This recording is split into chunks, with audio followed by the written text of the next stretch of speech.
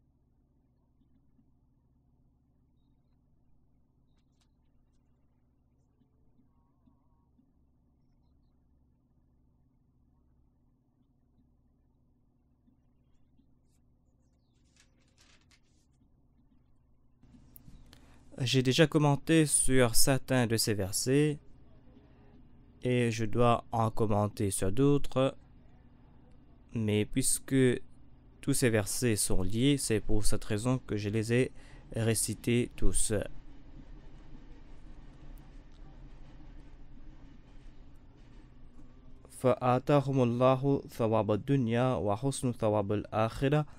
J'ai déclaré que ces personnes ne seront pas récompensées seulement dans l'au-delà, mais le terme akhira s'applique à des récompenses qu'ils vont recevoir bientôt. Voilà le sens qui est lié avec ce verset, et cette signification est liée avec le terme ihsan, c'est-à-dire quand un croyant s'embellit davantage, Allah lui octroie davantage de récompenses, Allah lui accorde des récompenses plus belles, et en général, ce verset concerne les récompenses que les croyants recevront dans l'au-delà, mais en tout cas, ces récompenses seront meilleures que les récompenses d'ici-bas, il n'y a point de doute à ce propos. C'est-à-dire que les récompenses dans l'au-delà sont incomparables aux récompenses d'ici-bas. Le Saint-Coran en a fait mention en disant que quand les croyants vont recevoir ces récompenses, ils vont déclarer « Nous avons reçu quelque chose de similaire sur la terre, mais Allah a déclaré non, ces récompenses ne sont pas similaires, vous avez des doutes à ce propos. Vous croyez avoir vu des choses similaires, mais ce que vous êtes en train de recevoir maintenant est bien meilleur. Ensuite, Allah a déclaré Ya ayyuhalladhina amanu in tuti'u alladhina kafaru. Et Allah a lié le verset précédent avec ce verset. D'une part, il y a les grâces que vous allez recevoir en suivant Allah et son serviteur. Et d'autre part, Allah a mentionné ce que vous allez recevoir si vous écoutez les mécréants. Quelles sont les conséquences si vous écoutez ce que disent les mécréants? Vous serez les perdants. Le premier sujet concerne le progrès et le deuxième sujet concerne la perte et la régression. Le sujet donc est très subtil. Voilà le lien entre le verset précédent et ce verset. Dans le premier verset, il est dit que si vous obéissez à Allah et à son prophète, vous allez progresser de jour en jour. Mais dans l'autre verset, il est dit que si vous écoutez ce que disent les mécréants, vous allez flancher et en fin de compte, vous serez parmi les asful safilin. Si vous écoutez davantage, vous allez perdre davantage. Après cela, Allah déclare Sanulqi fi qulubi alladhina kafaru ar-ru'ba bima ashraku billahi ma lam yunazzil bihi sultana.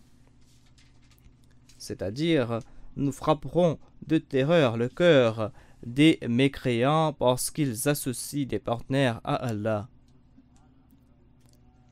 Ma lam yunazzil bihi sultana.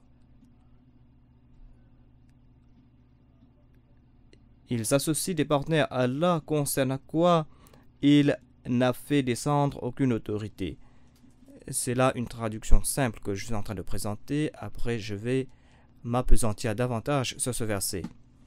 Bima ashtaku billahi bima lam yunazil bihi sultana. Le terme yunazil s'applique à Allah, c'est lui le sujet. Donc cela veut dire qu'Allah n'a envoyé aucune autorité concernant ce shirk, concernant ce genre de polythéisme.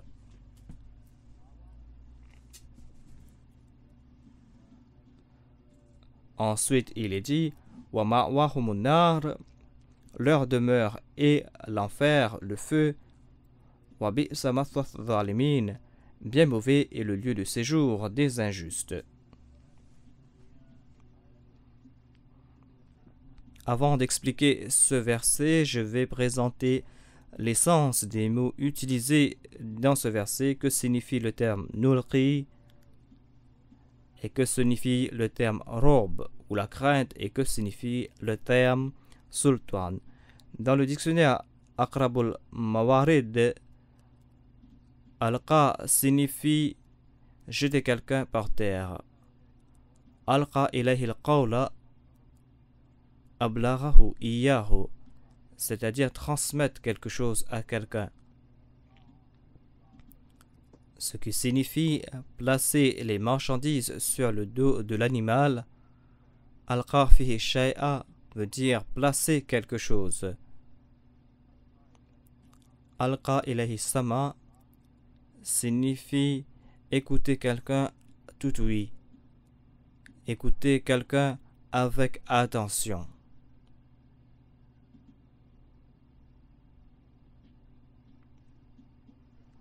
Que signifie le terme ru'b? Khawafahu ra'abahu. Cela veut dire effrayer quelqu'un. Si l'on dit irtaba, cela signifie que quelqu'un est effrayé ou terrorisé. Ra'b signifie la magie. Rob signifie al-faza'u, qui signifie la frayeur, la crainte, l'anxiété. Et le terme ra'ba signifie une telle anxiété qui est liée avec la frayeur et la crainte. Cette anxiété découle d'une frayeur. As-sultan signifie al-hujja, la preuve, l'argument, une preuve irréfutable. At-tasallut signifie la suprématie. Al-Qudratul Mulk, c'est-à-dire la souveraineté, l'État. Le terme sultan est utilisé pour les rois. Dans la langue ourdou, depuis très longtemps, on utilise le terme sultan pour les rois.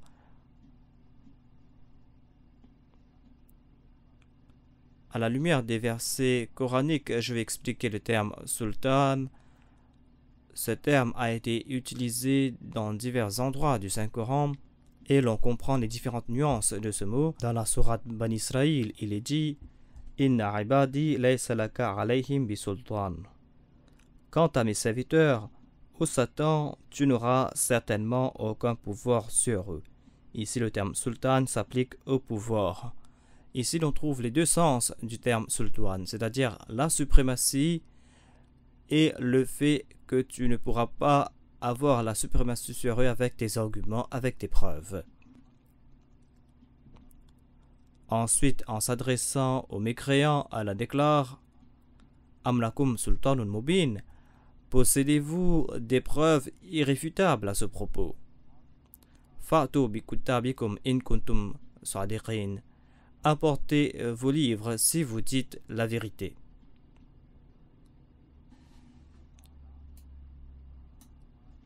Sallata ala signifie subjuguer quelqu'un, conquérir quelqu'un. Tout comme de la sourate An-Nisa, il est dit Walau sha'allahu la sallatahum alaykum. Et si Allah l'avait voulu, il aurait pu faire qu'il vous domine. As-salatatu signifie sallatuhu, et cela signifie que je l'ai dominé et il a été dominé par moi. Ensuite, ils ont répété le terme sultan pour dire que sultan signifie un roi ou les arguments. Yujadiluna fi ayatina bighayri sultan atahum. Ici, le même sujet a été répété, le sujet qui a été mentionné dans le verset que je suis en train de commenter. C'est-à-dire qu'Allah ne les a pas donné d'arguments. Les commentateurs ont repris ce sujet. Alladhina yujadiluna fi ayatillahi bighayri sultanin atahum. C'est-à-dire, ils se disputent concernant les signes d'Allah alors qu'ils n'ont pas d'argument de preuve de la part d'Allah. C'est-à-dire, ils ne comprennent pas le sujet du Saint-Coran et ils essayent de détourner l'essence des versets du Saint-Coran, car Allah ne les a pas donnés de suprématie ou de pouvoir, puisqu'ils ne comprennent pas les versets du Saint-Coran et puisqu'ils n'ont pas reçu de sultan de la part d'Allah, puisqu'ils n'ont pas reçu de preuves ou d'arguments de la part d'Allah. C'est pour cette raison qu'ils discutent à ce propos et ces personnes sont égarées et ils égarent les autres. Et ils disputent entre eux alors qu'ils n'ont pas de preuves, alors qu'ils n'ont pas d'arguments de la part d'Allah. Alladhina yujadiluna fi ayatillahi bighayri sultanin atahum. Sultan signifie aussi prouver, argumenter. À ce propos, si nous nous tournons vers un verset de la sourate Al-Rahman, nous allons comprendre le sens du terme as-sultan. Ya mashal al-jinni wal-insi, in istata'tum an tanfudhu min aqtari samawati wal-ard, fanfuzu. La tanfuzuna illa bisultan. Fabi ayyi ala rabbikuma tukaththiban. C'est-à-dire, ô vous parmi les djinns et parmi les hommes, vous les puissants, si vous avez le désir de partir ou de dépasser les confins des cieux et de la terre, alors sachez que cela est impossible. Illa bisultan, sauf par le raisonnement et par l'argumentation.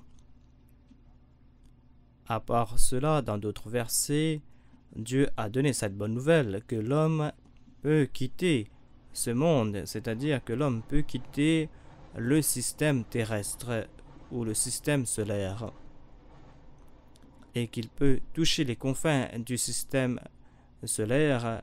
L'on peut aussi déduire que le Saint-Coran a déclaré que l'homme peut quitter les confins de la terre. Mais y a-t-il une contradiction entre ces versets? Il n'y a point de contradiction. Ici, lorsqu'on parle des confins, on parle des confins des cieux et de la terre, c'est-à-dire que vous ne pouvez sortir des confins de cette galaxie ou que vous ne pouvez sortir des confins de cette création. Et c'est un fait impossible qui a été prouvé par les scientifiques. Ils ont calculé l'étendue de la galaxie. S'ils placent la Terre quelque part dans un centre, les confins de l'univers se trouveront à des milliards d'années-lumière de la Terre. Si quelqu'un voyage à la vitesse de la lumière, alors il va prendre des milliards d'années avant d'atteindre les confins de la Terre, et il se peut qu'il ne les atteigne pas. Mais la galaxie est en train de s'étendre. C'est pour cette raison que ces confins vont s'éloigner de nous à la vitesse de la lumière. C'est donc chose impossible car ce voyage sera sans fin et l'homme ne peut voyager à la vitesse de la lumière qui est de 186 000 milles par seconde. C'est donc un fait impossible. Que signifie Illa bi Sultan? D'aucuns disent que quand vous aurez le pouvoir de se faire, mais quel genre de pouvoir? C'est là un fait impossible, car la création de Dieu est témoin de ces faits, que c'est là une chose impossible pour l'homme. Mais si Sultan signifie l'argumentation et le raisonnement, alors c'est là un fait possible. Par l'argumentation, l'homme est arrivé à ses confins et ils ont pu tirer des informations des confins de l'univers. Tout mathématicien est en train d'imaginer les confins de l'univers et ce qui est en train de se passer. Et ici, Sultan signifie l'argumentation ou le raisonnement. Voilà ce qui a été prouvé par le Saint-Coran. Que signifie le terme ma'wa? Le terme ma'wa signifie refuge ou une demeure permanente. Ce terme est utilisé avec les deux sens dans le Saint-Coran. إِذْ أَوَى الْفِتْيَةُ إِلَى الْكَهْفِ. Quand ces jeunes hommes ont décidé de prendre refuge dans les grottes.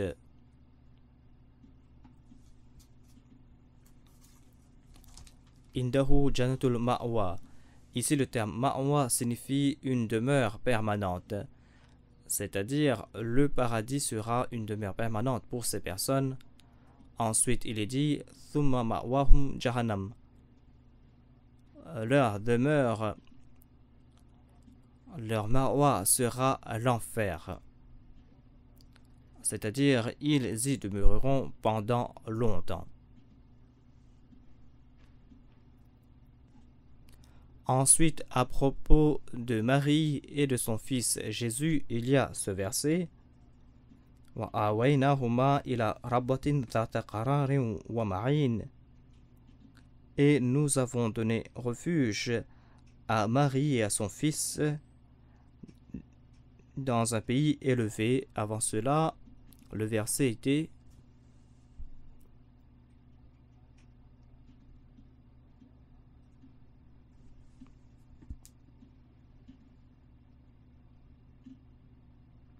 وَجَعَلْنَا ابْنَ مَرْيَمَ وَأُمَّهُ آيَةً. Et nous avons fait du fils de Marie et de sa mère un signe. وَأَوَيْنَاهُمَا. Et nous les avons accordé refuge dans un endroit élevé, un endroit reposant, abondant en sources d'eau. Dhata qararin wa ma'in. ils y ont trouvé la tranquillité et la paix dans cet endroit. C'est un endroit où il y avait des sources d'eau. Selon nous, les Ahmadis, nous croyons qu'il a pris refuge au Cachemire, mais certains pensent le contraire. Un jour, alors que je parlais à ce propos à l'université de Cambridge, un arabe s'est levé et il a déclaré que le terme Awa signifie cet événement lorsque Marie a pris refuge dans un endroit élevé avant de donner naissance à son enfant. C'est là qu'elle a pris refuge et temporairement elle a eu une demeure. Je lui ai déclaré qu'ici, Allah n'est pas en train de dire que nous avons donné refuge à Marie alors qu'elle portait son enfant en son sein, car lorsqu'on accorde protection à la mère, on utilise le singulier. Avant la naissance de l'enfant, on utilise le singulier. Avant la naissance de l'enfant, les mouvements de la mère et de l'enfant sont mentionnés au singulier. Mais ici, il est dit wa awaynahuma ila rabwatin. Nous les avons secourus tous les deux. Ce fut après la naissance de son enfant, donc nous les avons donné refuge à tous deux. Cela signifie que tous les deux sont partis au Cachemire. Voilà ce que nous fait comprendre le Saint-Coran. À ce propos, des fois, quand les chrétiens mentionnent ces faits, vous devez savoir qu'il n'y a pas de tombe de Marie en Palestine ou dans les régions avoisinantes. Il y a un endroit que l'on attribue à Marie. Une fois, un prêtre américain a déclaré que non, cet endroit où cette tombe de Marie existe. Je savais cela et je lui ai posé une question de nouveau et je lui ai demandé est-ce qu'on trouve la tombe de Marie là-bas. Il a déclaré non. Je lui ai dit que voilà ce que nous sommes en train de dire. Où est partie Marie? Le Messie est parti au ciel, selon vous. Mais où est Marie, sa mère? Le Saint-Coran a présenté un argument irréfutable ici, c'est-à-dire parler avec eux à propos de Marie. Nous n'avons pas accordé protection au Messie uniquement, mais à sa mère aussi. Et quand vous allez leur demander où se trouve Marie, ils ne pourront pas démontrer où elle se trouve. Et ils savent que Marie n'est pas montée au ciel avec Jésus-Christ. C'était là quelques points que je voulais mentionner à propos du terme Awa. À propos de Joseph, le Saint-Coran déclare Falama dakhalu ala Yusufa awa ilayhi abawayhi. Ses parents, c'est-à-dire son père et sa mère, ont pris refuge auprès de lui. Allah a accordé protection à ses parents auprès de lui.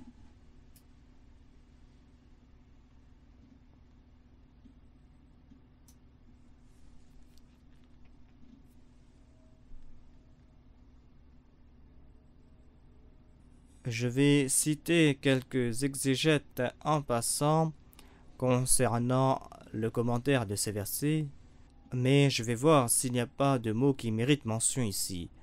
Il y a le terme tanaza. Tanaza signifie se disputer, se quereller, discorder. Le terme fashaltum mérite mention aussi.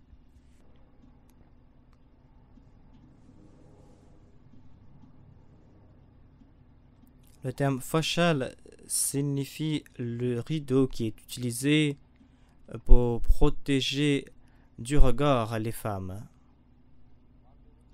Certaines personnes croient que cela signifie la faiblesse ou les faiblesses qui sont attribuées aux femmes ou que cela signifie la courtise. Mais en vérité, parmi les femmes, il y a aussi des femmes très braves. C'est pour cette raison qu'on ne peut attribuer une telle signification au terme fashal. Et et les femmes en seront attristées et leur colère ne sera pas dirigée sur les érudits qui ont mentionné ces faits, mais leur colère sera dirigée sur Dieu et leurs préjugés à propos de Dieu seront négatifs et ce seront les ulémas qui seront responsables de cela. Fashiltum signifie vaciller, flancher. Cela signifie aussi la couardise.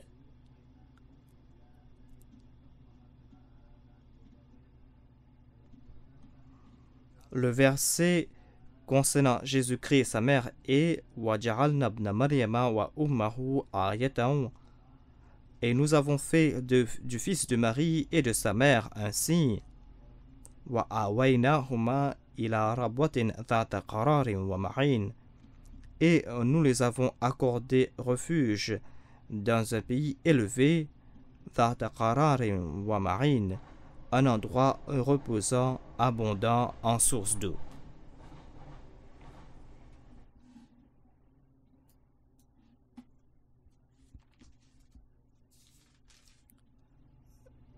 Je parlais à propos du terme fashaltum.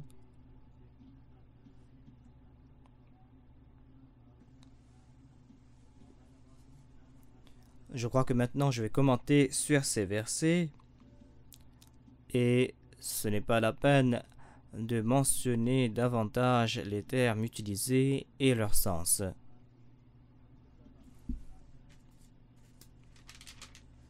La question la plus importante concernant ce verset signifie le robe ou la frayeur inspirée.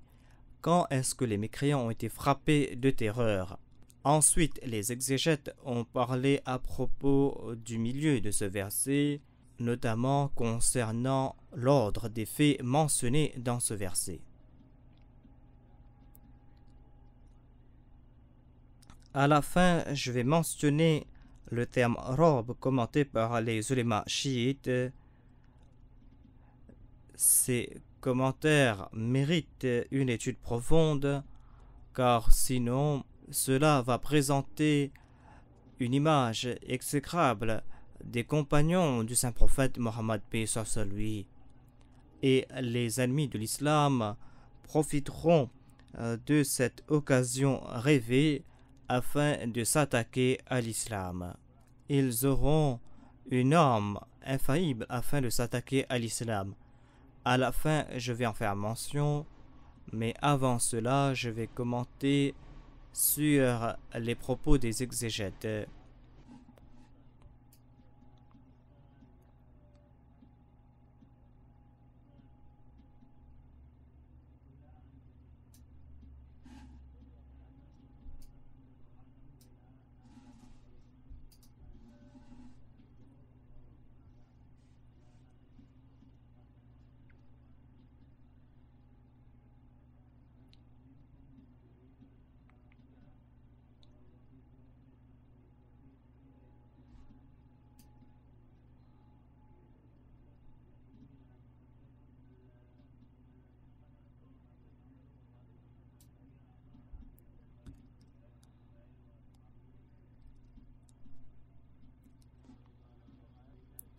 Le verset concerné ne mentionne pas les termes fashiltum ou lautafshalu.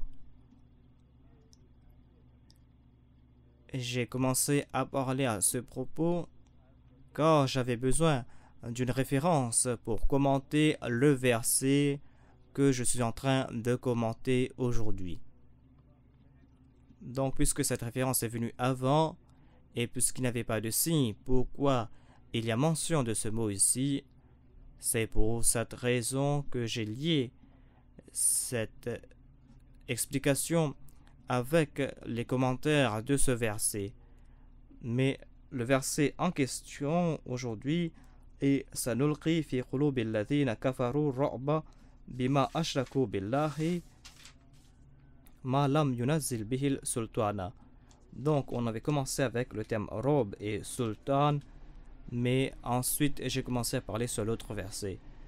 Je retourne donc vers le verset 152. Comme je l'ai dit, les exégètes ont commenté sur le terme robe et ils ont présenté leur point de vue à ce propos. Et ils se demandent ce que signifie Ma lam yunazil bihi sultana. Pourquoi Dieu a-t-il déclaré que le terme sultan s'applique aux mécréants?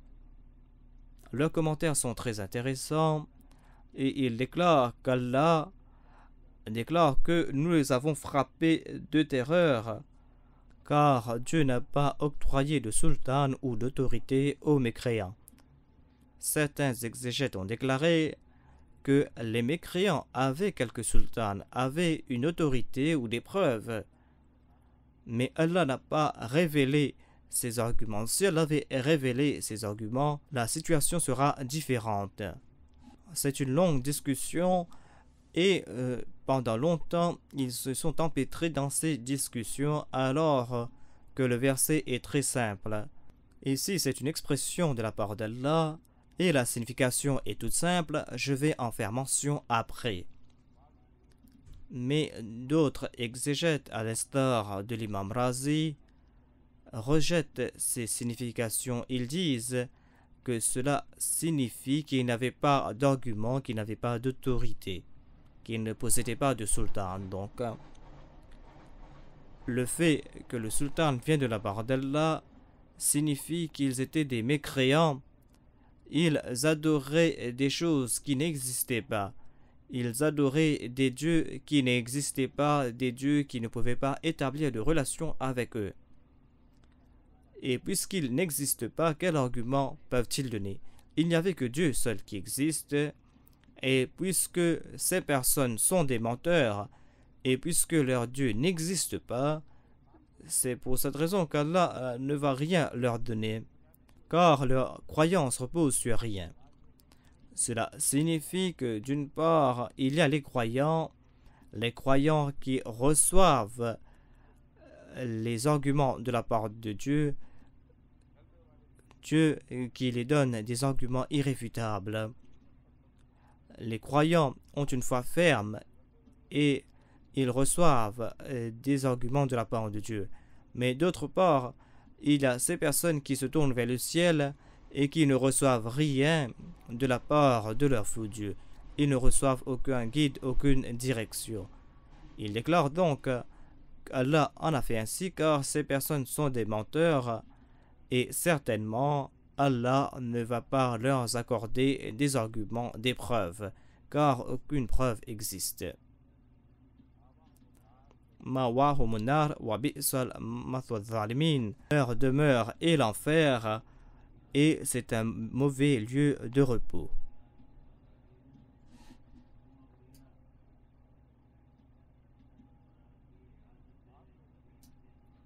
D'aucuns ont lié ce verset avec la bataille de l'Ahzab et généralement les exégètes parlent à ce propos.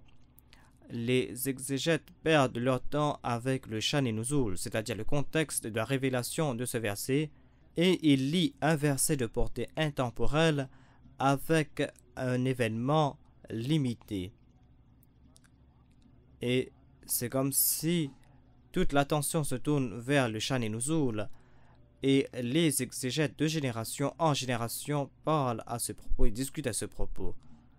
Comment lier ce verset avec la bataille de l'Ahzab? Depuis le début, on parle de la bataille d'Uhud et Dieu est en train de tirer ses conclusions. Pourquoi donc parler de la bataille d'Ahzab?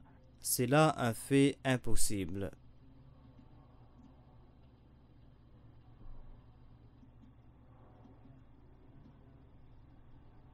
Selon l'exégète soudi, Rob signifie la terreur qui a frappé les mécréants après la bataille d'Uhud, lorsqu'ils ont planté leur camp et lorsqu'ils parlaient à s'attaquer aux musulmans de nouveau. Donc cela ne concerne pas la bataille d'Uhud elle-même, et moi aussi je pense que tel est le cas. Je vais présenter mon argument à ce propos.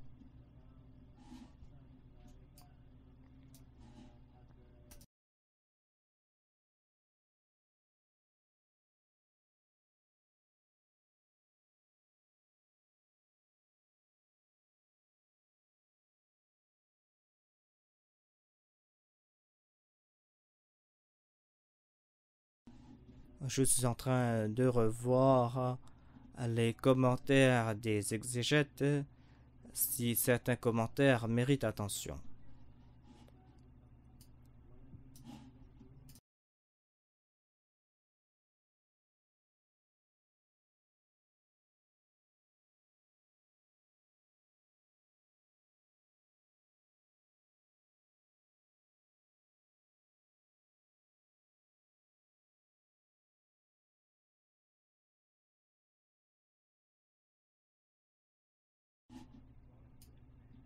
Monsieur George Sale a commenté à ce propos et Wery a répété ce qu'a dit Sale.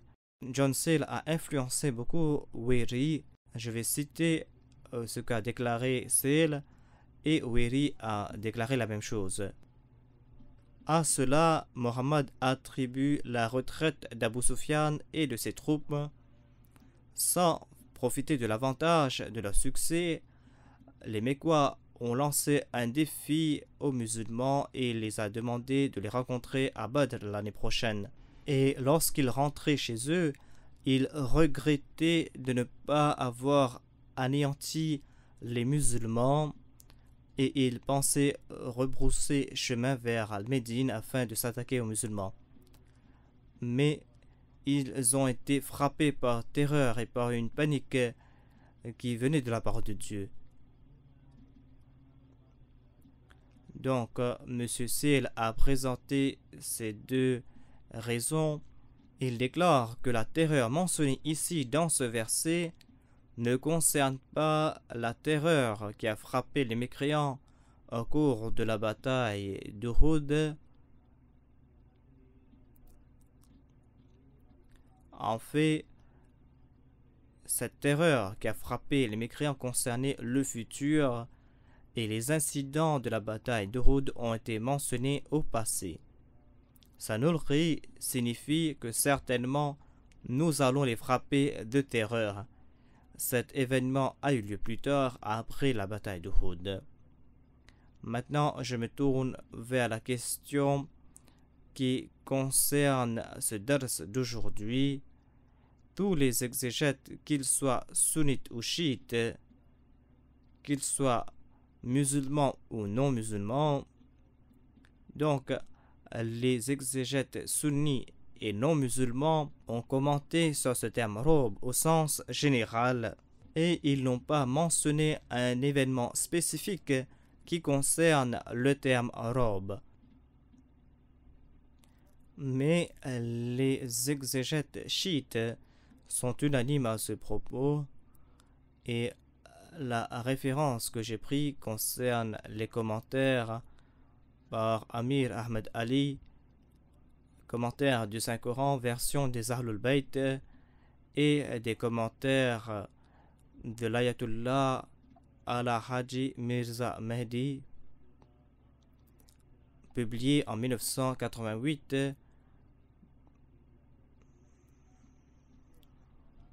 Voilà la référence que je veux vous mentionner. Citation du commentaire du verset 152. Je cite: « Nous allons frapper de terreur les mécréants. » Ce moment de terreur, c'est quand, au cours de la bataille d'Uhud, les musulmans étaient dans l'état le plus lamentable en raison de leurs propres erreurs. Fin de citation. La scène présentée par cet exégète chiite n'a pas été présentée par aucun ennemi de l'islam. Quand les non-musulmans présentent la bataille d'Uhud, ils disent que les musulmans avaient eu la victoire au début et que l'ennemi avait pris la fuite. Et ensuite, en raison des dissensions, ils ont vacillé, mais il ne s'est pas passé comme les incroyants le voulaient et ils n'ont pas eu une grande victoire. Pourquoi donc les chiites amplifient-ils la victoire des mécréants et la défaite des musulmans? Vous allez comprendre cela à la fin. Donc, cet exégète chiite déclare que les mécréants ont été frappés de terreur lorsque les musulmans étaient dans un état lamentable. Il déclare que cet événement fut au cours de la bataille d'Uhud, quand les musulmans se trouvaient dans un état extrêmement lamentable. Et tous les événements allaient à l'encontre de l'avantage des musulmans. Et ils étaient complètement abasourdis. Et il y avait un chaos misérable selon ce chiite. Les musulmans se trouvaient donc dans un état misérable selon lui. Et le chaos général régnait. Et les musulmans étaient frappés de désespoir. Ils pourraient être anéantis pour toujours. Ils avaient offert l'occasion aux mécréants de les anéantir pour toujours. L'auteur chiite déclare, je cite, « L'ennemi a choisi de prendre la fuite du champ de bataille, car ils ont été frappés de terreur et ils sont partis à la Mecque et ils ont laissé les musulmans dans un état de défaite. » Fin de citation. Que s'est-il passé donc selon lui? L'ennemi fut frappé de terreur et l'ennemi a pris la fuite. Que s'est-il passé? Que fut cet événement? Alors que les musulmans étaient désemparés, alors que les musulmans se trouvaient dans le chaos le plus total, l'ennemi a décidé de quitter le champ de bataille terrorisé et ils sont retournés à la Mecque et ils ont laissé les musulmans qui souffraient, eux, en raison de la défaite. Il déclare, je cite, « L'ennemi aurait pu envahir Médine et la réduire aux cendres. Et l'ennemi aurait pu tuer tous les musulmans, hommes, femmes et enfants, et ne pas laisser de traces de vie dans la ville. » Fin de citation. Il déclare que la situation des musulmans était si humiliante et lamentable que si l'ennemi le voulait, ils auraient pu tuer tous les musulmans, il aurait pu anéantir tous les musulmans et réduire en cendres Médine. Et parmi eux, il y avait le saint prophète Mohammed, paix soit sur lui, et tous ses compagnons et leurs enfants. Comment l'histoire est-il en train de démentir ces faits? Mais que s'est-il passé selon les chiites? Pourquoi les mécréants furent-ils frappés de terreur? Et pourquoi est-ce qu'ils ont pris la fuite? Et selon lui, ils ont repris leur souffle qu'à la Mecque et ils ne se sont pas arrêtés. Citation de l'exégète chiite. Jamais Dieu n'a frappé les mécréants d'une telle frayeur, des gens qui n'avaient pas la moindre raison d'avoir une telle terreur. Fin de citation. Il déclare que ces personnes n'avaient aucune raison de craindre quelque chose. Mais ils ont été frappés de terreur et ils ont abandonné le champ de bataille. Ils ont été terrorisés par quelque chose, comme s'ils allaient perdre leur vie alors qu'ils n'en avaient pas raison. Il déclare qu'il n'y a jamais eu de tel événement auparavant. Je cite donc, « Il est raisonnable de dire, il y a des arguments à présenter ici à ce propos, il sera raisonnable de dire que cette terreur qui venait du ciel a été apportée par Ali et Ali uniquement. » Fin de citation. Il déclare que ce jour-là, la frayeur qui a frappé les mécréants était en raison de Hadrat Ali, qui était le lion de Dieu. Il y a donc une seule façon de comprendre ce verset, à savoir que cette frayeur a été frappée par Hadrat Ali, et c'est pour cette raison que l'ennemi a pris la fuite. Je cite le commentateur, il déclare que sa foi était sans pareil, et ses services étaient inestimables, et son courage était indéfectible. personne ne pouvait avoir la suprématie sur lui, et sa bravoure aussi ont été reconnus par Dieu. Donc, Dieu a accepté tous ces faits par le messager, l'ange Gabriel. Et l'ange Gabriel a annoncé à haute voix: La fatra illa Ali, la saifa illa Zulfikar. À savoir donc que la victoire est liée avec Ali et qu'il n'y a pas d'autre épée à part le Zulfikar. Fin de citation. Ils disent que Zulfikar était l'épée d'Ali, alors que d'autres exégètes ont déclaré que Zulfikar était l'épée du saint prophète Mohammed paix soit sur lui. Citation, il est clair, il n'y a pas de soldats valeureux à part Ali, et il n'y a pas d'autre épée à part l'épée Zulfikar d'Ali. Fin de citation. Il a cité des soi-disant références historiques pour étayer son argument, et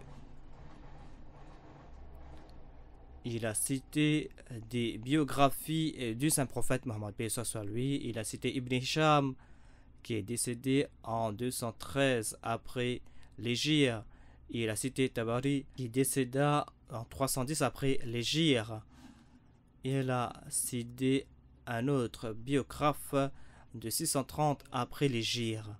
Et il déclare que ces biographes du saint prophète Mohammed paix soit sur lui, ou ces historiens, ont déclaré que de tels événements ont eu lieu, et l'ange Gabriel a annoncé du ciel, et c'est cette annonce qui a effrayé l'ennemi. Et ils ont pris la fuite, et ils sont partis vers la Mecque, et ils ont repris leur souffle qu'à la Mecque. Quand nous regardons les biographes du saint prophète Mohammed paix soit sur lui, nous allons comprendre ce qui s'est passé.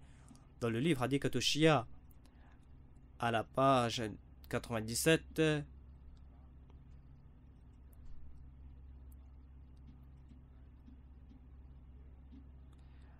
publié en 1394 Hijri, l'on trouve mention de cet événement.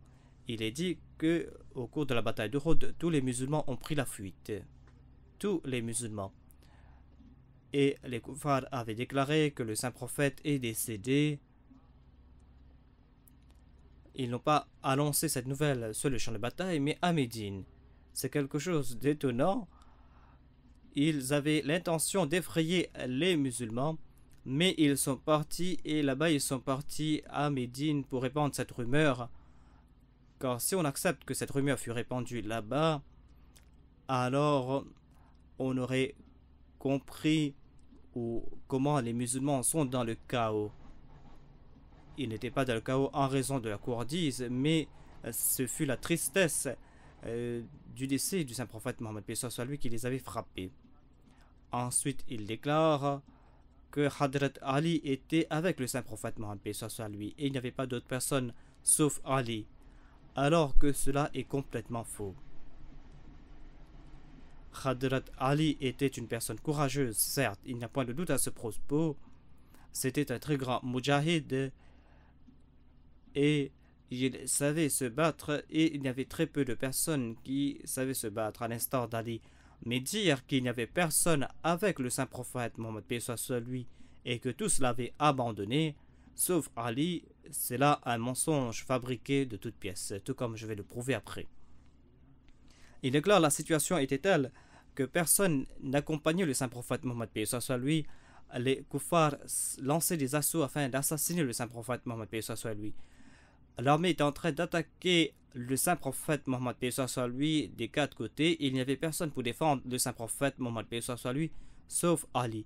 Et il est dit que le saint prophète Mohammed paix soit sur lui envoyait Hadrat Ali vers des troupes ennemies dans des directions différentes.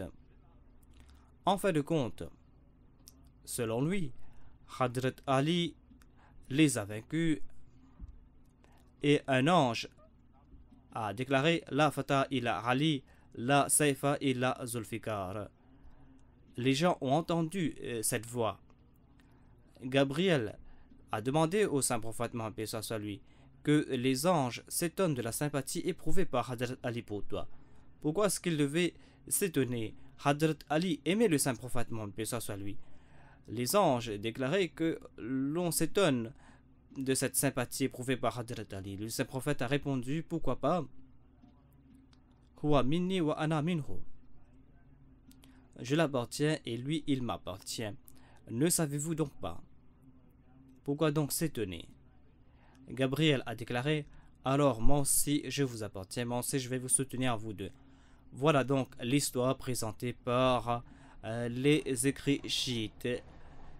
Je vais citer aussi les écrits sunnites. Tout d'abord, ces ouvrages qui ont été cités ne sont pas fiables et l'on ne trouve pas mention des hadiths dans ces ouvrages. Il y a le Tarikh Rusul wal Muluk li Abi Jafar at-Tabari. Il mentionne un rapport cité par Abu Rafi. Il déclare qu'Abu Rafi rapporte. J'ai fait des recherches à propos d'Abu Rafi moi-même. C'était un compagnon du saint prophète Mohammed paix soit lui, mais au jour de la bataille d'Uhud, il ne faisait pas partie des compagnons du saint prophète Mohammed paix soit lui. Il ne faisait pas partie de ceux qui accompagnaient le saint prophète Mohammed paix soit lui, mais il participait de la bataille d'Uhud. Mais si c'était le même compagnon, alors c'était un enfant, car Abu Rafi était très jeune au temps de la bataille d'Uhud. Si c'est le même compagnon, alors ces rapports sont très étonnants, car aucun sahaba n'en a fait mention. Si l'on trouve mention d'un seul rapport, c'est le rapport d'Abu Rafi. Il déclare que le saint prophète a vu les mécréants et il a demandé à Ali de s'attaquer à ce groupe. Ali a lancé un assaut et a tué Shaba bin Malik. Hadrat Jibril a déclaré que une telle sympathie envers toi, c'est une sympathie étonnante. Il a déclaré, Ali m'appartient et moi j'appartiens à Ali. Hadrat Jibril a déclaré que moi aussi je vous appartiens, et les compagnons ont entendu cette voix, la fata ila Ali wa la saifa ila Zulfikar. Il n'est pas dit ici que c'est Gabriel qui a fait cette annonce. Les compagnons ont entendu cette voix, une voix quelque part, et aucun de ses compagnons n'a mentionné ces faits. C'est Hadrat Ali qui est le principal concerné ici, mais dans aucun rapport, ni dans les rapports chiites ou sunnites, l'on trouve mention de Hadrat Ali. C'est-à-dire que Hadrat Ali a déclaré que c'est moi qui est celui qui a effrayé les mécréants en raison de mon courage et en raison de mes capacités. Le saint prophète Mohammed paix soit lui non plus n'en a pas fait mention. Gabriel est descendu et le saint prophète Mohammed paix soit lui n'en a pas fait mention. Il n'a pas déclaré que tel événement a eu lieu et c'est cet événement qui vous a sauvé. C'était un extrait de Tabari. Dans l'ouvrage Al-Kamil de Ibn Hasir, qui date de 630 après l'Hégire, il y a ce rapport d'Abu Rafi. 630 ans après l'Hégire, cette personne a mentionné cet incident et il déclare qu'après, au cours de la bataille d'Uhud, le saint prophète a commandé à Ali de partir dans telle direction et Hadrat Ali est parti et les a tués. Ensuite, il a vu un autre groupe et le saint prophète l'a dit de partir vers ce groupe et il est parti vers ce groupe et il les a anéantis. Et Gabriel a déclaré au prophète d'Allah une telle sympathie et le saint prophète a déclaré innahu minni wa ana minhu wa qala Jibril wa ana minkuma. Donc ce rapport d'Al-Kamil décrit cet événement. Il déclare que le saint prophète s'est adressé à Ali. Il lui a dit: pars vers ce groupe et attaque ce groupe. Hadrat Ali a lancé un assaut et il les a tués. Ensuite, le saint prophète Mohammed lui a vu un autre groupe de mécréants et il a dit: va de la direction et attaque-les. Hadrat Ali les a attaqués seuls et il les a divisés et il a tué bon nombre parmi eux. Et Gabriel a déclaré au prophète d'Allah une telle sympathie de la part d'Ali.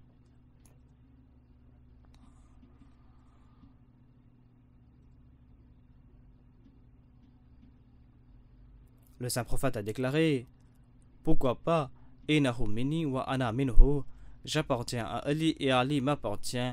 Et Gabriel a déclaré: je vous appartiens vous deux. Fasamiu sautan la saifa illa zulfikar.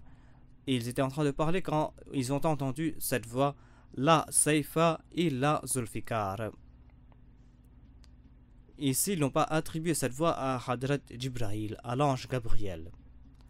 Ensuite, il y a un autre rapport qu'il présente, c'est un rapport d'Ibn Hisham.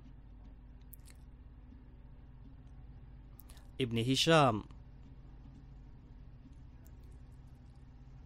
a cité cela 213 ans après l'Hégire. Environ 203 ans après l'Hégire, il a cité cela. Qu'est-ce qu'il écrit? Il écrit: certains érudits m'ont rapporté ces faits. Il n'a pas cité ces érudits. Ils ont rapporté qu'Ibn Naji a rapporté. Qui était ce Ibn Naji? On ne sait pas. On est en train de faire des recherches à ce propos. Quelqu'un a annoncé au jour de la bataille d'Uhud: la Saifa ila Zulfikar, la Fata ila Ali. Il n'y a pas d'autre épée que l'épée Zulfikar. Il n'y a pas d'autre jeune champion à part Ali. Maintenant, je vais citer le point de vue des autres exégètes à ce propos. Il y a le Muhaddis Jalil Ahmad qui déclare dans son ouvrage, il dit que ce fut un grand érudit. Dans son ouvrage, donc, il a cité cet incident, la Saifa et la Zulfikar. Il déclare dans plusieurs biographies du saint prophète Mohammed soit lui, l'on ne trouve pas mention de cet incident qui concerne Hadrat Ali. Dans bon nombre de biographies du saint prophète Mohammed soit lui, l'on ne trouve pas mention de cet incident. Peut-être qu'on a accepté ce que avait déclaré Allama Zahabi. Il se peut que cela s'est passé, mais ce fut Allama Zahabi qui a fait des recherches à propos de la vie et des caractères des narrateurs de ces hadiths. Il a déclaré que ces biographes ont été influencés par Allama Zahabi, qui déclare que Allama Zahabi, qui était un expert sur la vie et le caractère des narrateurs des hadiths, a rejeté ces hadiths et il a qualifié que ces narrateurs sont des menteurs.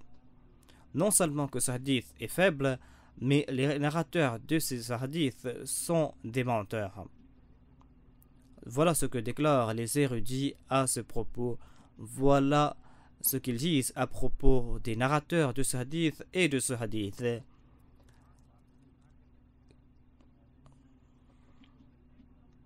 Alors que tous ceux qui ont dit la vérité sont silencieux. Le saint prophète est silencieux, Hadrat Ali est silencieux, Abu Bakr et Omar sont silencieux. Tous ces Ahl Bayt qui étaient dans cette bataille n'ont pas mentionné ce fait. Est-ce qu'ils ont trouvé un menteur pour mentionner cet incident qui concerne Hadrat Jibril? Ensuite, Mullah Ali Qari explique à ce propos le hadith La Fata il Ali est sans fondement. On ne peut accepter ce hadith, c'est un hadith fabriqué et nous avons des preuves pour prouver que c'est un faux hadith. Car si cette voix était annoncée du ciel, les compagnons du saint prophète Mohammed soit lui auraient entendu cette voix. Et les grands aïmma auraient mentionné ces faits.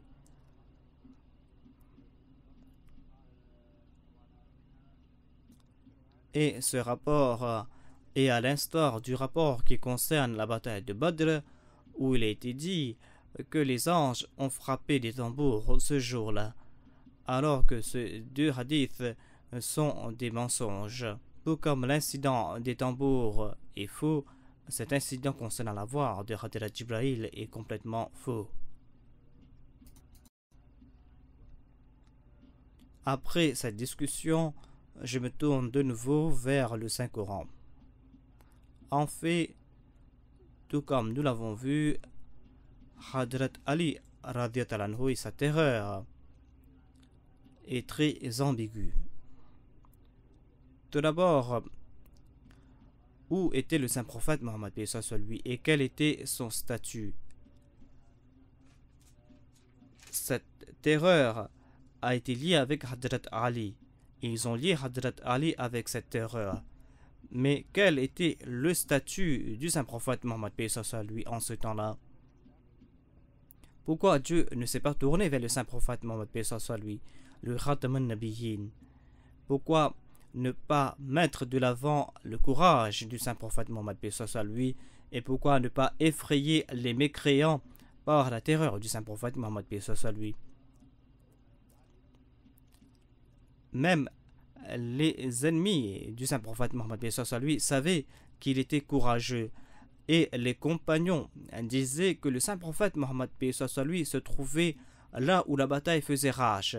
Si nous voulions savoir où se trouvait le saint prophète Mohammed sur lui, alors nous voyons ou nous cherchons le saint prophète Mohammed sur lui là où la bataille faisait rage, là où la bataille était la plus violente. Regardez ce qui s'est passé au cours de la bataille de Hunayn. Le saint prophète Mohammed sur lui se trouvait dans l'endroit le plus dangereux et il déclarait Anna nabiyyu la kathib ana Abdul Muttalib. Abu Sufyan a compris cela et il y a d'autres compagnons qui étaient là, mais le saint prophète Mohammed sur lui était seul et les compagnons, sauf quelques-uns, tous avaient vacillé. Ils n'avaient pas pris la fuite par courtise car le Saint-Coran n'a pas mentionné ces faits, mais ils avaient subi des assauts et il y avait des nouveaux venus qui croyaient qu'ils étaient grand nombre et que personne ne pourrait se mesurer à eux. C'était là une leçon pour faire comprendre à ces personnes que l'aide vient de la part de Dieu et qu'ils ne doivent pas s'enorgueillir de leur nombre ou de leurs armes. Donc ils oublient le saint prophète Mohammed sur lui. Ils n'en font pas mention du saint prophète Mohammed sur lui. Et quand Hadrat Ali s'est battu à côté du saint prophète Mohammed sur lui, est-ce qu'ils ne comprennent pas que toute la création a été dédiée au saint prophète Mohammed sur lui et que Hadrat Ali faisait partie de cette création? Les anges étaient étonnés. Ah, pourquoi Hadrat Ali a-t-il une telle sympathie envers le saint prophète Mohammed sur lui? Le saint prophète a déclaré: ô ange, vous ne comprenez pas, en fait, j'appartiens à Ali et Ali m'appartient. C'est parce qu'Ali lui appartient qu'il a pris Ali avec lui. Ils auraient dû dire que c'est le saint prophète et Hadrat Ali qui ont inspiré crainte, mais il n'attribue pas cette crainte au saint prophète Mohammed sur lui. Ensuite, l'on ne trouve pas mention d'une personne apte, une personne capable qui a mentionné ces faits. Voyons un peu ce que disent les ennemis. Ceux qui ont été frappés par terreur. Tout d'abord, l'on doit voir ce qui est en train de se passer. Il y a Hadrat Ali et le saint prophète Mohammed lui qui sont entourés par l'ennemi. Ils sont en train de lancer ses assauts contre le saint prophète Mohammed lui. Et calmement, le saint prophète est en train de dire à Hadrat Ali, va dans sa direction et bats-toi. Que s'est-il passé derrière quand le saint prophète Mohammed lui était tout seul? Qui protégeait le saint prophète Mohammed lui des assauts des ennemis? On ne peut pas accepter ces faits. C'est un événement inconcevable qui ne mérite aucune attention. Ensuite, voyez la terreur qui a frappé les mécréants après la bataille. Quand le saint prophète Mohammed lui a pris ses compagnons et quand ils se sont réfugiés sur le flanc d'une montagne, avant cela, l'on doit voir ce qui s'est passé. Que s'est-il passé? Et quand la terreur de Hadrat Ali a frappé les mécréants, les musulmans ont pris la fuite, mais l'ennemi n'a pas pris la fuite. L'ennemi était sur place. C'est une terreur inconcevable. La danse et la fata ila Ali, la saifa ila Zulfikar. Et les musulmans ont pris la fuite eux, et l'ennemi était là sur le champ de bataille. Et ils ont même nargué les musulmans après. Est-ce cela leur concept de terreur? C'est un hadith de Bukhari, c'est pas un livre ordinaire. Et dans le livre Al-Bukhari, nous voyons mention de la bataille d'Uhud, comment le saint prophète Mohammed et ses compagnons se sont réfugiés. Et il déclare que 70 musulmans sont tombés en martyrs. Et l'on ne trouve pas mention de la terreur infligée par Hadrat Ali. Quand le saint prophète s'est réfugié quelque part, il n'y avait pas mention de la terreur inspirée par Hadrat Ali. Mais quel était l'état des ennemis? Abu Sufyan a annoncé: est-ce que Mohammed est là parmi vous? Le saint prophète a demandé aux croyants de ne pas répondre. Ensuite, Abu Sufyan a demandé: Abu Bakr se trouve-t-il parmi vous? Le saint prophète a demandé à ses compagnons de ne pas répondre. Ensuite, Abu Sufyan a déclaré: Ibn Khattab se trouve-t-il parmi vous? Hadrat Omar voulait répondre.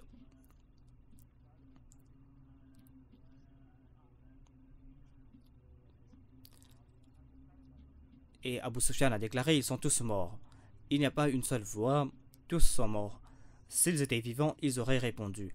Hadrat Omar a déclaré: ô ennemi de Dieu, Dieu a gardé en vivant toutes ces personnes afin de t'humilier. Abu Sufyan a déclaré: gloire à Hubal, gloire à Hubal. Le saint prophète Mohammed lui a déclaré: pourquoi ne pas répondre? Répondez et démontrez votre sens de l'honneur pour Allah. C'est le moment de répondre. Les compagnons ont demandé au saint prophète lui: quelle réponse allons-nous donner? Abu Sufyan a lancé un autre slogan. La réponse donnée par le saint prophète fut: Abu Sufyan disait: oh le Hubal, gloire à Hubal, gloire à Hubal. Le saint prophète a répondu: dites Allahu ala wa jal. Allah est celui qui est le plus exalté. Abu Sufyan a déclaré: Uzza nous appartient et vous n'avez pas de Uzza. Le saint prophète Mohammed lui a déclaré: répondez à Abu Sufyan. Et ils ont demandé: quelle réponse allons-nous donner? Et il a déclaré: dites Allah maulana wa maula maula lakum. Notre protecteur est Allah et vous n'avez pas de protecteur, vous. L'on ne trouve pas mention de Hadrat Ali ici. Pourquoi Hadrat Ali n'a-t-il pas déclaré que on a eu cette révélation que Ali est notre Maula, c'est Ali notre protecteur, tout comme le disent les chiites? On ne trouve pas mention de Ali là-bas. Abu Sufyan n'a pas mentionné le nom de Ali là-bas. S'il y avait terreur une terreur inspirée par Hadrat Ali, est-ce qu'il aurait déclaré de telles choses à cet ennemi de Dieu? Il a déclaré: aujourd'hui, vous avez subi des revers. La chance était en notre faveur cette fois-ci. Nous nous sommes vengés pour la bataille de Badr. Aujourd'hui, c'est notre victoire à nous. Il a déclaré: allez voir vos morts. Vous allez voir qu'on a défiguré vos morts. Donc, cela prouve encore une fois qu'il n'y a pas eu de telle annonce et que les Mécois ne furent pas terrorisés par quelque chose. En fait, ils ne défigurent pas les morts au cours de la bataille, mais après la bataille, quand il n'y a plus le chaos et quand les morts gisent sur le sol, c'est là qu'ils défigurent les morts en les tranchant leurs oreilles et leurs nez. Cette tradition est pour humilier leur ennemi. Ils veulent faire comprendre aux musulmans qu'ils n'ont pas été tenus en échec, mais que leur échec fut cuisant. Où était la terreur inspirée par Ali? Ensuite, il a demandé pardon à Abu Sufyan. Il a déclaré que je n'ai pas donné cet ordre de défigurer vos ennemis, mais cela ne m'attriste point. Je n'ai pas fait couper les nez et les oreilles de vos morts. Ce sont mes compagnons qui l'ont fait, mais je n'en suis point attristé. Voilà l'histoire concernant la terreur inspirée par Hadrat Ali. Ce sont des faits qui ont été rapportés par les chiites. Moi, ce que je veux vous faire comprendre ici, c'est que notre base est le Saint-Coran. Les gens ne se sont pas tournés vers le Saint-Coran et ils ont porté leur attention vers les hadiths. Alors que si l'on lit le Saint-Coran, il ne sera point question de s'empêtrer dans ces discussions. Dans le Saint-Coran, Dieu a annoncé c'est quoi ce robe. Dieu n'a pas déclaré que c'est en raison de Hadrat Ali que j'ai inspiré la crainte. Il a déclaré que ces personnes étaient effrayées. Bima ashtaku billahi. Ma lam yunazzil bihi sultana. Les mécréants ont été effrayés parce qu'ils associent des partenaires à Allah. Il y a deux raisons pour la terreur. Il y a tout d'abord le fait de s'être mesuré à un ennemi inébranlable. Et lorsqu'il pense, il croit que maintenant on ne peut pas faire face à cet ennemi. Voilà l'aspect positif de la terreur. Et le Saint-Coran déclare: Ya ayyuhalladhina amanu idha laqitum fiatan fathbutu. Ô vous qui croyez, lorsque vous faites face à un ennemi, fathbutu, soyez ferme. Wadhkurullaha kathiran la'allakum tuflihun. Et souvenez-vous d'Allah souvent afin que vous ayez le succès. Wa'tiullaha wa rasulahu. Et obéissez à Allah et à son prophète. Wala tanaza'tum fatafshilu wa tazhaba rihukum. Et ne vous disputez pas entre vous. Ne vous divisez pas. Si vous allez vous diviser, vous allez perdre votre force et vous allez perdre votre crainte ou la frayeur que vous allez inspirer. Vous allez perdre votre force, vous allez perdre cette robe. Donc, la raison de cette crainte est que quand vous allez mentionner Dieu et quand vous allez battre fermement, quand vous allez obéir à Allah et à son serviteur, certainement vous allez inspirer la crainte. Mais si vous vous divisez, alors vous allez perdre cette influence. Ensuite, il est dit que les polythéistes, les mouchriks, ressentent de la peur en leur fort intérieur. Les musulmans ont perdu cette influence lorsque ces quelques musulmans qui étaient responsables de la protection de la paix ont désobéi au saint prophète Mohammed, paix soit lui, et lorsqu'ils ont abandonné leur poste.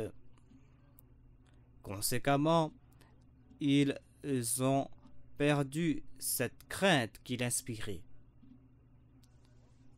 Mais il y avait aussi une autre frayeur qui était au fond des cœurs des mécréants. Ce fut le shirk, ce fut le polythéisme.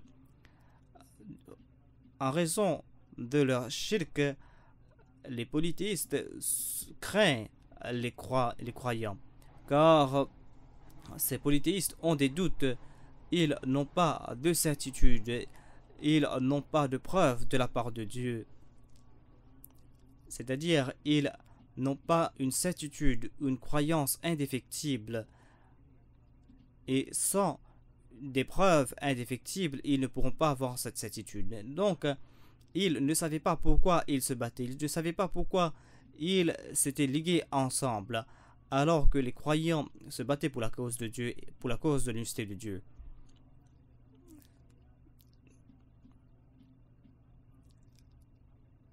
Donc, Dieu déclare qu'il a profité de leur situation et l'on trouve cela au cours de la bataille d'Ahzab.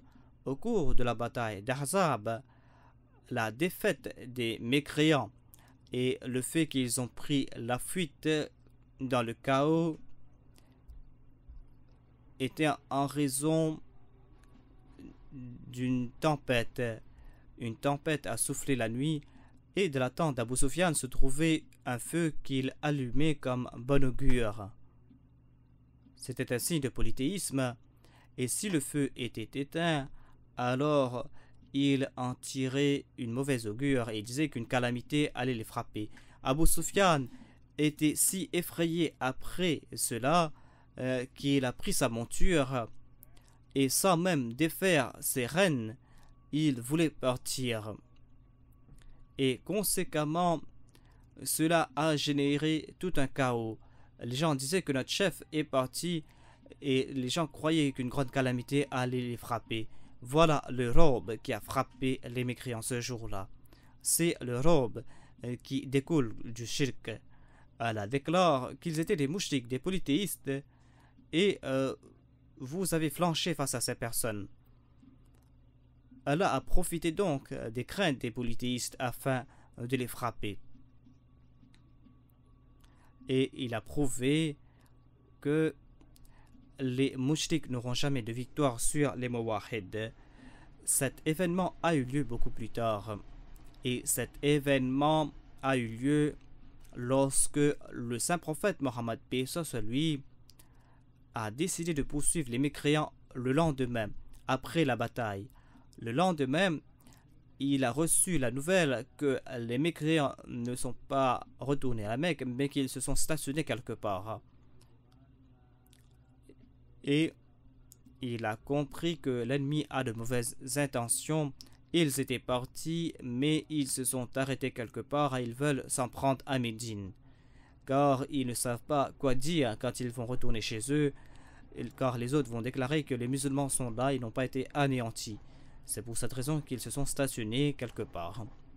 En entendant cela, le saint prophète Mohammed lui a lancé cet ordre. Il a déclaré que ceux qui ont participé de la bataille d'Uhud, tous, sans aucune exception, tous doivent prendre les armes et doivent aller faire face à l'ennemi. Nous allons nous stationner devant l'ennemi. S'ils ont de mauvaises intentions, alors nous allons lancer des assauts sur eux. Voilà le robe du saint prophète Mohammed lui qui les a frappés. Mais les chiites sont silencieux à propos de cet événement. Ce fut une grande décision et l'on ne trouve pas d'exemple pareil dans l'histoire de la guerre mondiale. L'ennemi est en train de déclarer que les musulmans ont été anéantis et si Abu Sufyan le voulait, il pouvait anéantir tous les musulmans. Mais c'est par pitié qu'il ne les a pas tués, qu'il ne les a pas détruits. Mais là-bas, le saint prophète Mohammed lui aurait les habitants de Médine, car il avait fait un pacte avec tous les habitants de Médine, et ce pacte stipulait qu'ils allaient tous défendre Médine si Médine était attaquée. Donc, les autres déclarent qu'Abu Sufyan avait pitié des musulmans et il pouvait attaquer Médine n'importe quand. Cet événement a démenti ces allégations.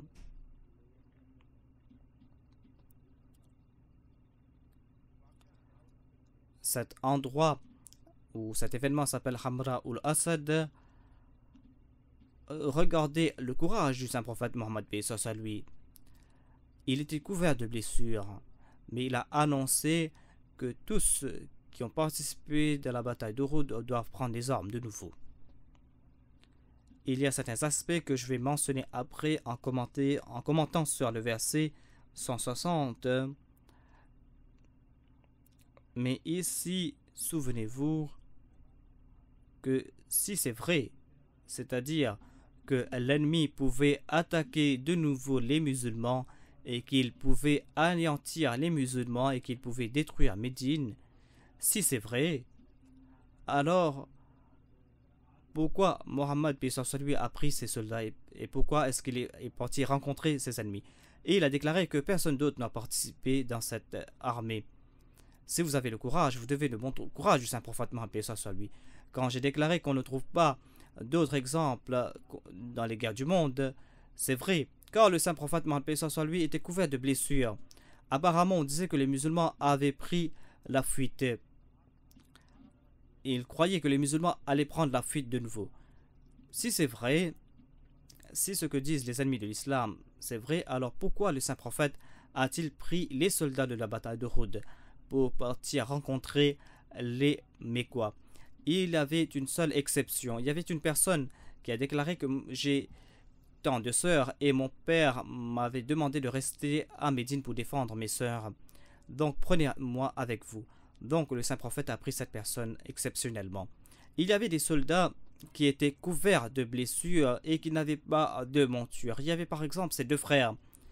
Il déclare que nous voulions participer dans cette bataille, mais nous n'avions pas de monture. Il y avait mon frère qui était beaucoup plus blessé que moi.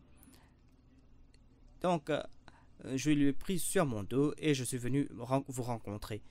Et c'est là qu'ils sont partis vers ce champ de bataille où se trouvaient les Mécois. Et là, le saint prophète Mohammed lui a ouvert un nouveau chapitre dans l'histoire de la bravoure. Ils ont placé leur camp face à l'ennemi et l'ennemi était frappé de terreur. Il ne savait pas ce qui s'est passé. Il disait que nous croyions que les musulmans étaient sans force et qu'ils ont été anéantis. Mais ils sont sortis à plus de 10 km de Médine pour nous poursuivre.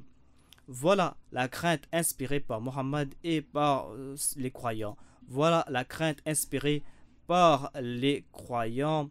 Et c'est là qu'ils ont eu la victoire sur les mécréants. Mais jusqu'aujourd'hui, certains n'arrivent pas à digérer ces faits. Allahumma salli ala Muhammadin wa ala ali Muhammadin wa barik wa salim innaka hamidun majid.